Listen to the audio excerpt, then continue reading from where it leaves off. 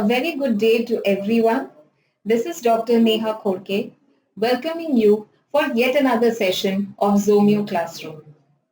Today, we are going to see a very interesting case of polycystic ovarian disorder with a slight twist. Let's have a look. What do you do when you are unable to extract a working mental picture in a case? Something to think about. This is the case of polycystic ovarian disorder. We see a 21-year-old girl, a second-year medical student, who came with complaints of irregular periods and unexplained weight gain since 6-7 months. She has developed few hairs on her chin, which alarmed her and her family. She consulted a gynecologist when she did not get her period for 2 months. The doctor said that she was suffering from hormonal imbalance. She was prescribed allopathic medicines for 21 days to regularize the menses. So when we say allopathic medicines, these were oral contraceptive pills which are usually prescribed in cases of amenorrhea without the cause of pregnancy. Now, what the OC pills usually do is that they are given for a cycle of 21 days, after which the pills are stopped. Usually within a period of 3 days, the girl gets withdrawal bleeding. Now remember, these are not periods. This is withdrawal bleeding. But in the allopathic domain, the OC pills are known or given to regularize menses. Now in the case of this girl, this was continued for 3 months. Every treatment of 21 days was followed by scanty withdrawal bleeding. After completing the 3-month course, she again started getting menses. However, they were still irregular and she continued to gain weight. As an interjection, let me put that even OC pills cause weight gain as a side effect because they are basically low doses of hormones. She was suggested to go in for an ultrasonogram. Now, if you look at this report of 5th February 2013, the impression is polycystic ovaries, multiple circular echolucent lesions seen in both ovaries with a size of 6 to 8 millimeters. She is now a frank case of PCOD. What now? After having a look at her report, her gynecologist suggested her to go in for metformin. Metformin is a common anti-diabetic drug which is also given along with the OC pills in cases of PCOD because a certain level of impaired glucose tolerance is seen in cases of polycystic ovaries as well. Being a medical student, she knew the implications of such medicines and she decided to go in for homeopathic treatment on her parents' advice. When we took a detailed history, this is what we saw. Her periods have been irregular since 6 months after her first MBBS or medical degree examination. Her last irregular menses came on 20th of January. Now, It is important that we take the history of her menses before the allopathic medicines were started. If you remember, when the medicines were started, when the allopathic OC pills were started, her withdrawal bleeding was scanty. But if you see her history before the medicines were started, the flow was profuse. Few clots, but mostly a watery discharge with occasional discharge of a few large membranes. Menses were always late. Now these are the concomitants that we see around her menses. Apart from the quality of the menses, the symptoms that are present before, during and after the menses are equally important to know what are the PQRS or characteristic symptoms of a patient. Before menses, she had a leukorrhea 7 to 10 days prior with pain in abdomen and occasional headache. During menses, although there was no pain, there was a severe weakness with an exhausted feeling all the time. And after menses, there were no specific complaints. Her other symptoms: weight gain. Again, a common symptom seen in PCOD. She has gained 7 kgs in the past 5 to 6 months. Her appetite is not very good since she has become conscious of the weight gain. There is a constant bitter taste in the mouth. Now, when we say that she has a bitter taste, this is a very peculiar symptom, but we first need to identify whether this is a side effect of the OC pills that she was taking. So we checked on the side effects and we saw that bitter taste is not there or it is not listed. So this is a symptom which is peculiar to her only and unexplained by even other symptoms or causes like GERD or symptoms of epigastric or retrosternal burning. There was nothing of such kind. It's getting really interesting, isn't it? And I hope that you are noting down what you feel are the characteristics in this case. Looking now again, she loves salty and tangy foods. There is an aggravation from eating meat and drinking milk, which causes body ache, itching on the skin, and loose motions. Bowels are not regular, hard and difficult stool since 6 months. Perspiration is profuse and all over the body. Thermally, she was found to be a chilly patient. She likes to sleep till late in the morning, as she has noticed that all her problems increase in the morning, like heaviness in the head, body ache, and abdominal discomfort. She also mentioned that if she takes a bath in the morning, her whole day will be spoiled. She gets headache and cannot concentrate in her study. So she prefers to take bath at night, or sometimes she does not even bathe. That is the level of aggravation that bathing gives her. When we probed about her life situation, she said that she had a very happy childhood.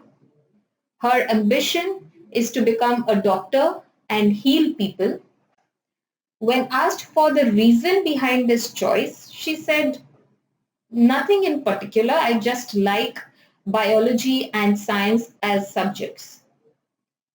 No specific fears, only mildly anxious about my complaints, mildly stressed before the examination, which she said is very natural, and she has not faced any major stressful situations before. So if you see in her mental picture, since this is a case of PCOD, we naturally expected that there will be certain stressors in her life because stress is what usually leads to hormonal imbalance.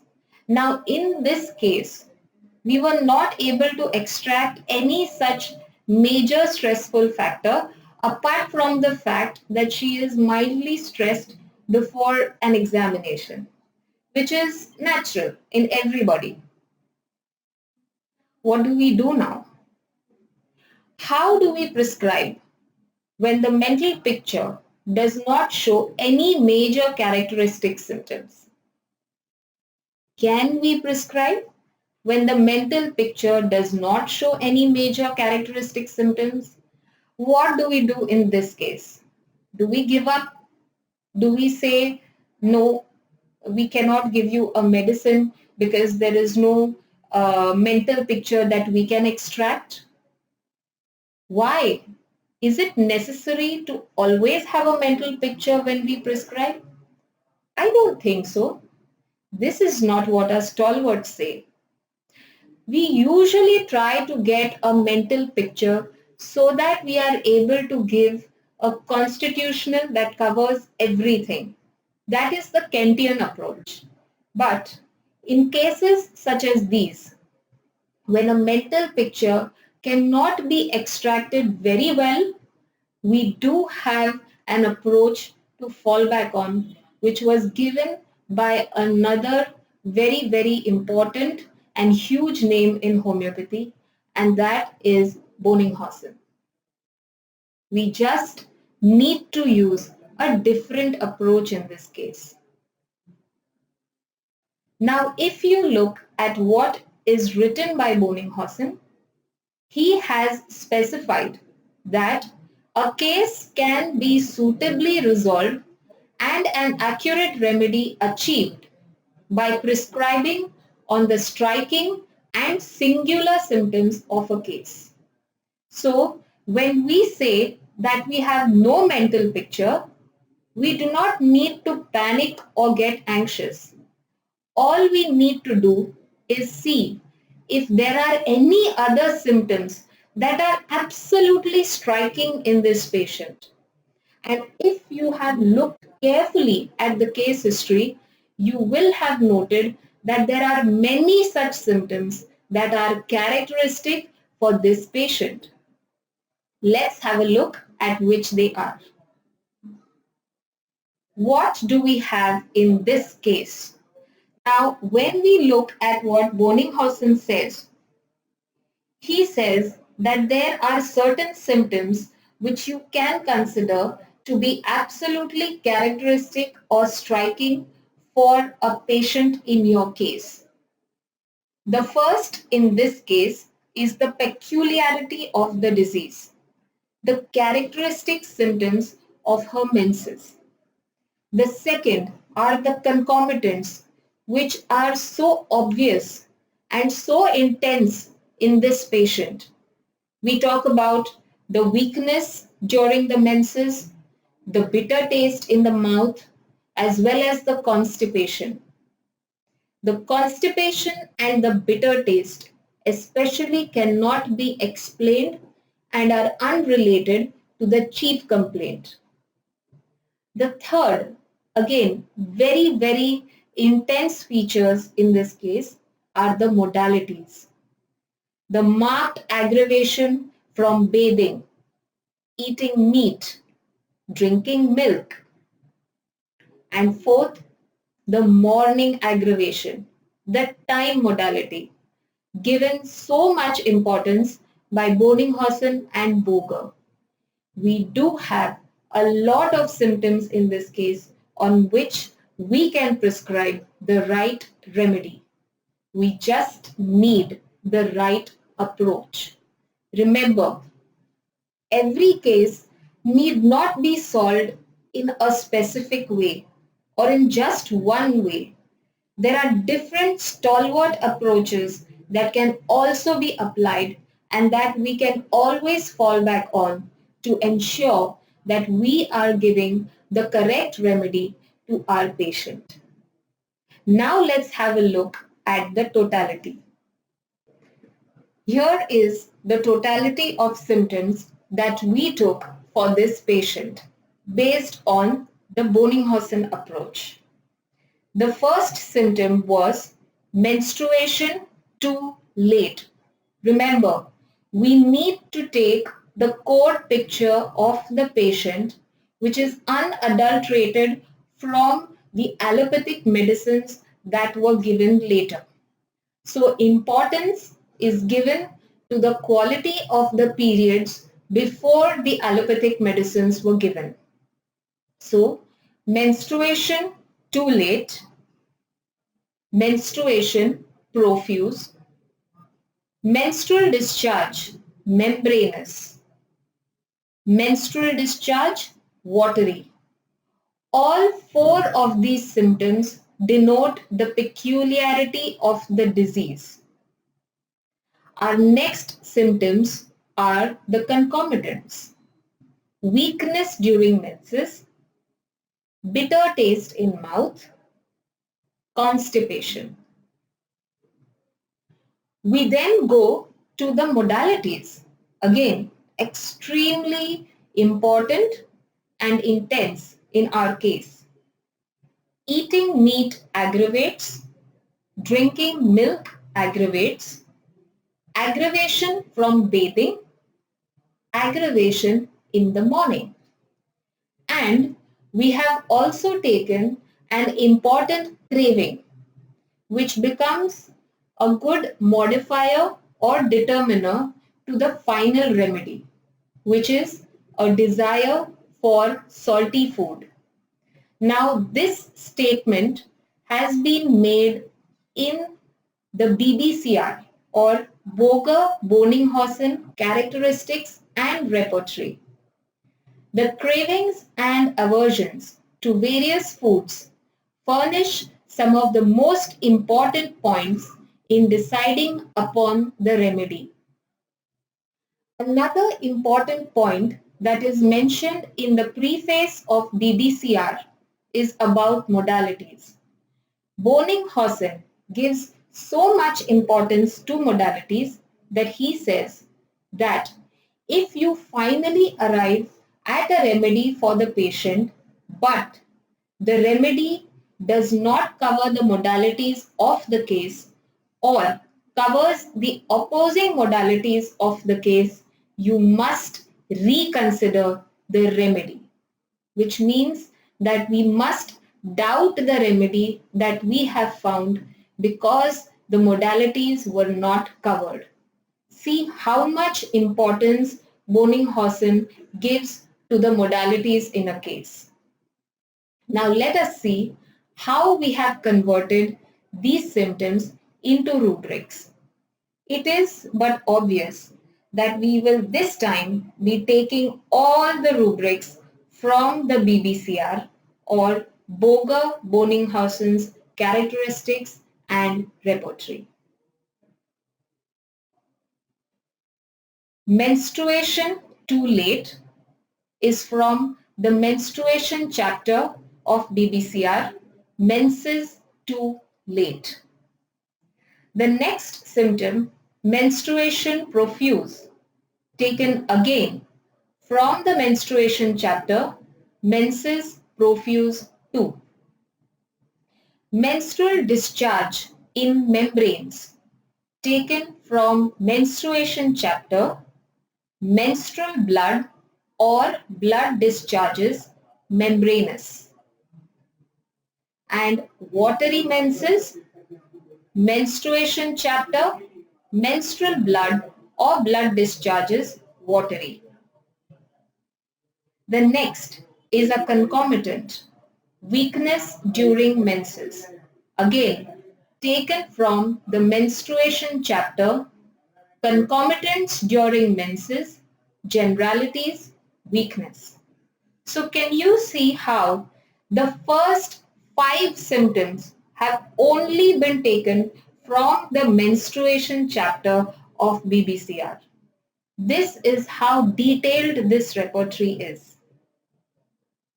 The next symptom, bitter taste in mouth, taken from the taste chapter of BBCR, taste bitter. Constipation, taken from the stool chapter, stool constipation. Eating meat aggravates. The next 3 rubrics have been taken from a unique chapter of the BBCR only on aggravation and amelioration. So, eating meat aggravates is taken from aggravation and amelioration, food, drink, acid, sea sour, meat aggravates. Drinking milk aggravates, again taken from the same chapter as milk aggravates.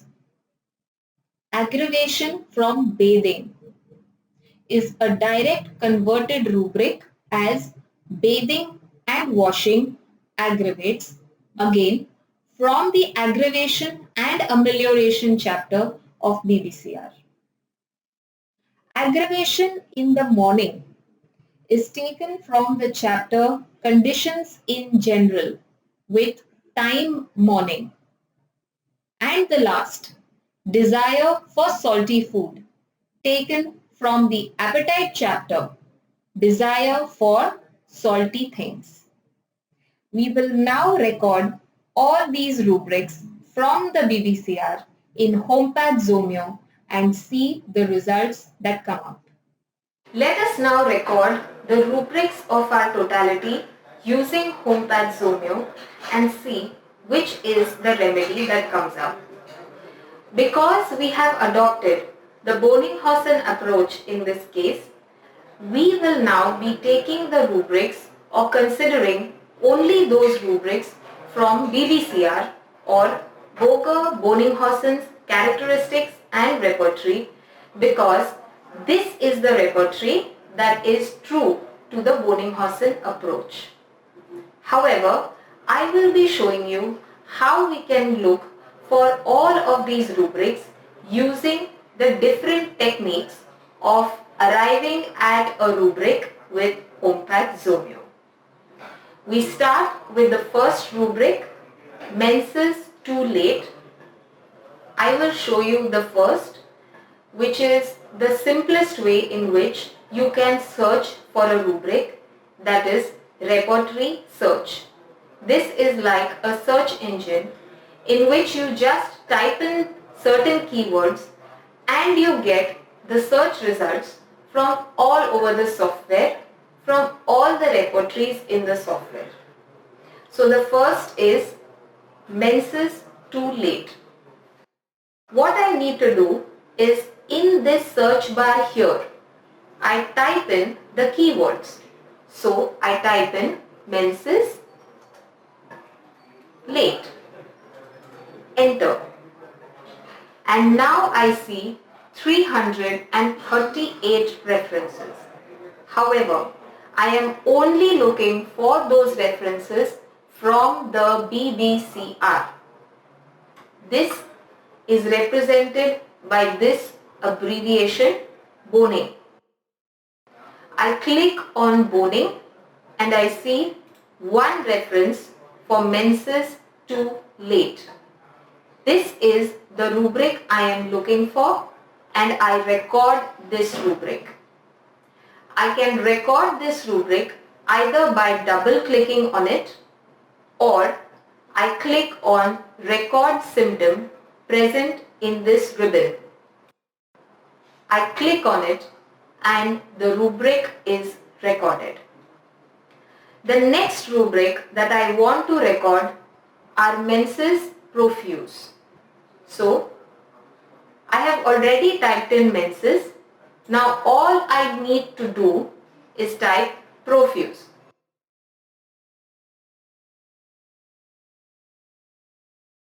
When I type in profuse and I click enter, I see all the references for Menses profuse. Again, my eye is only on the references from Boenning. I click on it and I get 3 references, out of which I record the first from the menstruation chapter. Done. The next rubric that I want to record is menstrual blood membranous. How do I look for this? Now, instead of typing in 2 keywords, let me just type in 1. I type in membranous, click enter, and I get 300 plus references for membranous from different chapters, because I did not specify the chapter that I am looking for, which is alright. I again go to the references from Boenninghausen and I see the reference from the menstruation chapter. Menstrual blood or blood discharges membranous. Double click, record it. The next rubric I want is menstrual blood watery. Again, let me just type in watery. Enter, and now I have more than 3000 references for watery. If I look for the references only from Boenninghausen, I see 37 references, and the reference that I am looking for is here. Menstruation, menstrual blood or blood discharges watery. I click on record symptom and it is done. Now the final rubric that I want to record using repertory search is weakness while menstruating. So now let me type in the keywords, and this time I will type in 3 keywords instead of 1 or 2. So I type weakness during menses. Enter, and I see more than 300 references. I click on the Boenning reference, and this is what I am looking for. Concomitants during menses, generalities, weakness. I have now recorded 5 rubrics using repertory search. Let me show you now how we can record the next few rubrics using a different way, which is the quick case record. The quick case record feature is the feature in which you can see the symptoms and record the symptoms in patient language, because each symptom is linked to certain rubrics, the most relevant rubrics for that symptom of the patient. Now let me show you how you can use that feature. From the repertory module, so click on repertory and click on the 4th icon, quick case record. A new window opens in which I see a list of chapters on the left under which symptoms have been categorized. Now the symptoms that I want to record first are taste bitter. I will find taste under mouth. So I click on the mouth chapter and I see a lot of options here. Look at the option here, taste, and under taste I see bitter. Now I can record the rubric directly from here by checking the box. However, if I check the box from here, then the most relevant rubric will get recorded. In short, the rubric with maximum number of remedies. But I want to record the rubric only from BBCR, which is why I will not check this box. I will select this symptom and I will click on Show All Rubrics.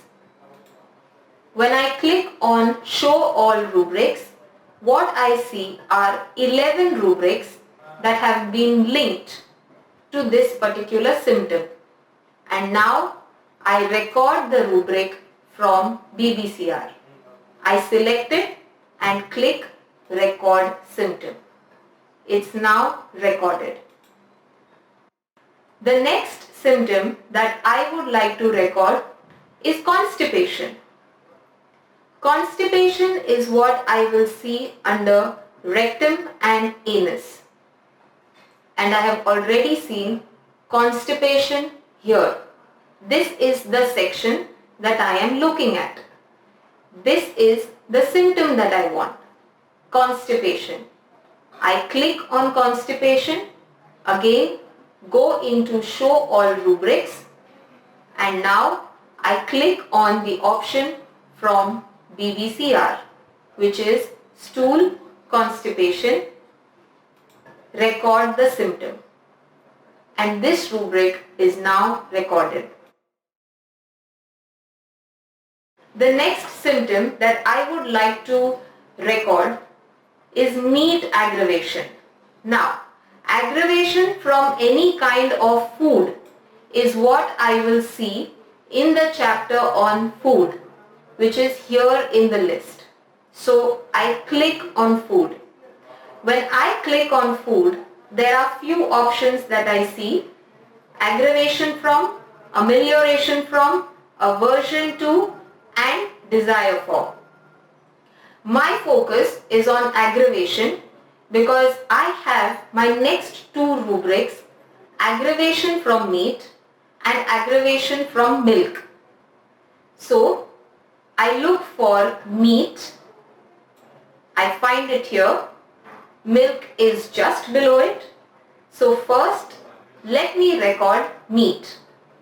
I click on meat, I click on Show All Rubrics, and I go to Boenninghausen. Record.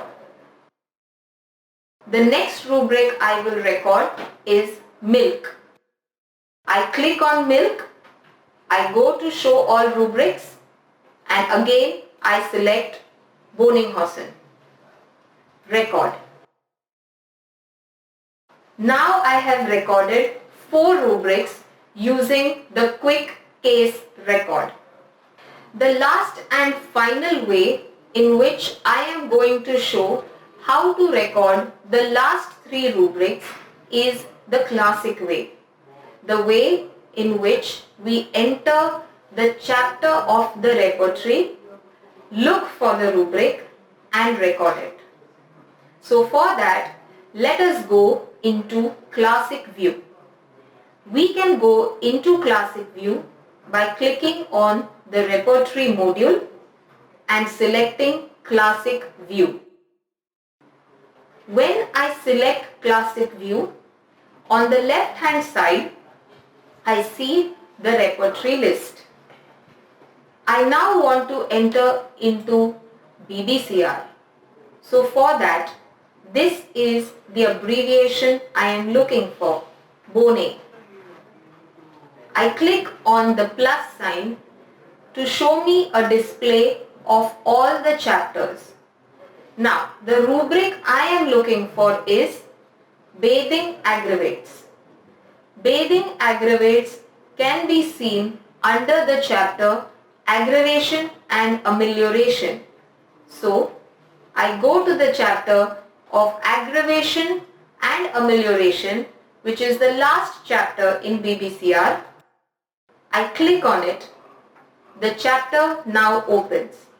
Now what I am looking for is an aggravation from bathing. So in this search bar here, I type in bathing. And now I directly jump to that rubric. My rubric that I am looking for is bathing and washing aggravates. Record. Now I have recorded 4 rubrics using the quick case record. The last and final way in which we go into classic view. We can go into classic view by clicking on the repertory module and selecting classic view. When I select classic view, on the left hand side, I see the repertory list. I now want to enter into BBCR. So for that, this is the abbreviation I am looking for, Boenninghausen. I click on the plus sign to show me a display of all the chapters. Now, the rubric I am looking for is bathing aggravates. Bathing aggravates can be seen under the chapter aggravation and amelioration. So, I go to the chapter of aggravation and amelioration, which is the last chapter in BBCR. I click on it. The chapter now opens. Now what I am looking for is an aggravation from bathing. So in this search bar here, I type in bathing. And now I directly jump to that rubric. My rubric that I am looking for is bathing and washing aggravates. Here is the exact rubric. I double click on it and it is recorded. The next rubric that I want is morning aggravation. Now, the time modalities are seen in a different chapter of BBCR. They are seen in the generalities of BBCR. So I click on the generalities and right in front of me on the first page itself, the first rubric is time and I see the sub-rubric here, morning. Double click, it's done. My final rubric that I want to record is a desire for salty food. And this rubric I will see in the appetite chapter of BBCR. So I go into appetite and in this I need to look for desire for salty things. Now in this, if I am unsure where the rubric is present, there is another way in which within the chapter I can look for the rubric. That way is called the quick search. I click on quick search and I just enter the keywords that I want. In this case, it is desire salty. And there is only one reference for it, which is a desire for salty things. I click on it, it takes me to the rubric and I double click and it is recorded. All my rubrics are now recorded. And now I want to see what is the final remedy that comes up. For that, I go to the repertorization sheet. I click on this icon here and now I am able to view the entire repertorization sheet. If we see, there are 195 remedies that are there in this repertorial sheet, out of which calcarea covers the maximum totality. But what about the symptoms covered? If I click on the symptoms covered, I still see that it is calcarea. That is the only remedy which covers everything.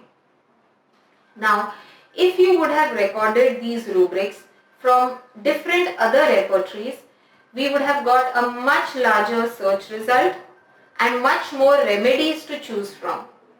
But the beauty of the BBCR is that it gives you very, very specific and targeted results. Here it is clearly showing that calcarea is the remedy for my patient. But if I still want to confirm, then I will use my confirmatory filter, which is the cross-rep filter. The cross-repertorization filter basically is going to show me only those remedies that cover the most important symptoms of the case that I have selected. Now, since we are going in for the Boenninghausen approach, we give more importance to the generals, and that is why we will cross all the generals together and see which are the remedies that come up. The cross-repertorization filter can be seen here. I click on it and now I see my entire rubric list. Now here I mark those rubrics that cover the physical generals of the case, which are from here: the aggravations, the time modality, and the desires. Let me apply this filter and see what happens. There is only one remedy that comes up, which is calcarea calm, and now I am sure that this is the remedy for my patient. But the next question is, in what potency should I give this remedy? For potency also is equally important in the case. And for that, we have a feature called the potency selector. This is going to show me or give me a suggestion of the potency in which I need to prescribe for my patient. To access potency selector, I go to utility and click on potency selector. Here I see certain parameters, certain options given to me, among which I need to select those that are relevant for my patient. And then the software will give me a potency suggestion. So in our case, we see that she is an adult of average sensitivity, normal vitality. As far as the remedy is concerned, we know that the remedy is calcarea, so we go for the source mineral and a chronic type of drug. After filling in whatever parameters we feel is necessary, we move on to the next. When we move on to the next stage, we are again asked questions here with relation to the disease information. So we select chronic. The miasm is psychotic, both dominant as well as fundamental, and the predominance of the symptoms are seen more at the physical particular stage. Now let us see the result that we get. The result that we get is a medium potency in infrequent repetition. So now I know that I need to prescribe calcarea calm in the medium potency infrequently. So the treatment that she was given was calcarea carb 30, one dose per week at bedtime from the 5th day of her menses. The advice that she was given. It is very important, apart from the remedy that we give, that we also impart certain lifestyle modifications and dietary advice to the patient, because in them lie the maintaining causes of the disease. So this was the advice that was given. Brisk walking 5 days a week for 45 minutes. Dietary modifications to cut down on processed and fried foods, restrict dairy, have more of whole grains in the food, to completely avoid refined flour and refined oil usage, to have the last meal of the day before 9 p.m., to eat smaller meals every 3 hours instead of large meals infrequently, because this helps to rev up the metabolism and help in weight loss. To increase intake of fresh fruit and vegetables. Her follow-up: she got her menses on the 28th of March, 3 days, scanty flow, weakness during menses, not as severe, leukorrhea, and a weight loss of 1.5 kgs noted. The prescription was repeated. In the follow-up on the 1st of May, menses hadn't appeared yet. Morning aggravation was still there. However, she lost a further 2 kgs of weight. The same prescription was continued. 13 days later, she called up at the clinic that she had got her menses on the 13th of May, weakness not as severe as before, leukorrhea present before menses.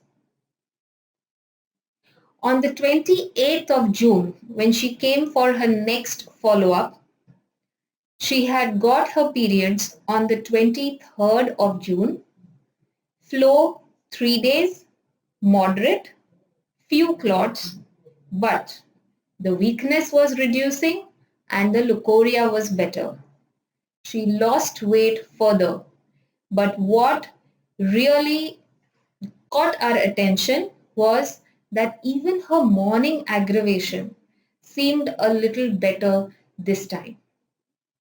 The remedy was not repeated. She was only kept on placebo.